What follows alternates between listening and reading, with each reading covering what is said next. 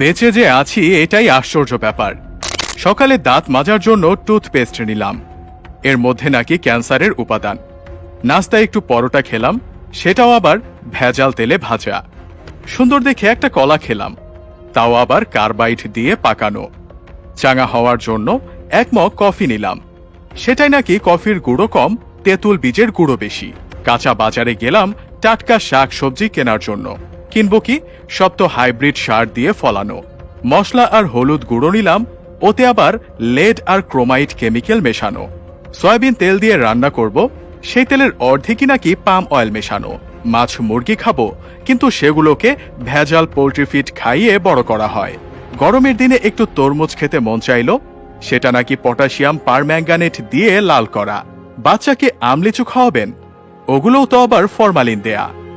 একটু মিষ্টি খেতে মন চাইল, জিলাপি নিলাম, সেটা নাকি পোড়া মোবিল দিয়ে মচমচে করা।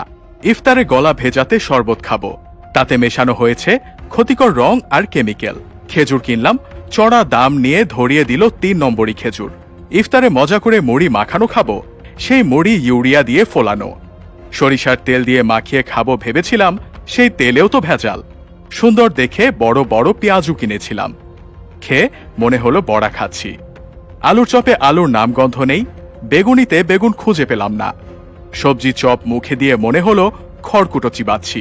প্রোটিনের জন্য গরম দুধ খাওয়া দরকার, কিন্তু গাভীর পিটুইটারি গ্রন্থিতে ইনজেকশন দিয়ে নাকি অতিরিক্ত দুধ দোয়ানো হয়, তারপর আবার মেশানো হয় 1 বালতি পানি। এত ভেজাল খাওয়ার পর দু একটা ঔষধ না খেলে তো শরীর টিকবে না। কিন্তু ঔষধ যে খাবো, বেশিরভাগ ঔষধ খেলেই হয় সাইড ইফেক্ট, বাকিগুলো আবার শরীরে কাজই করে না। ঔষধ খাচ্ছি নাকি স্বাদবিহীন কাশির ট্যাবলেট খাচ্ছি, সেটাও একটা সন্দেহ। ভেজাল খেয়ে পেট ভরিয়ে বসে বসে ভাবছি, এই পর্যন্ত বেঁচে আছি কিভাবে।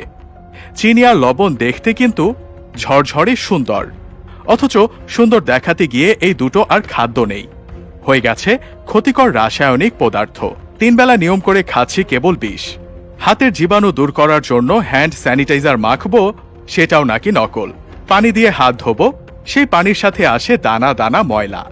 সবজি কিনতে গিয়ে ভালো দেখে বেছে বেছে নিলাম, বাসায় এসে দেখি সব পচা।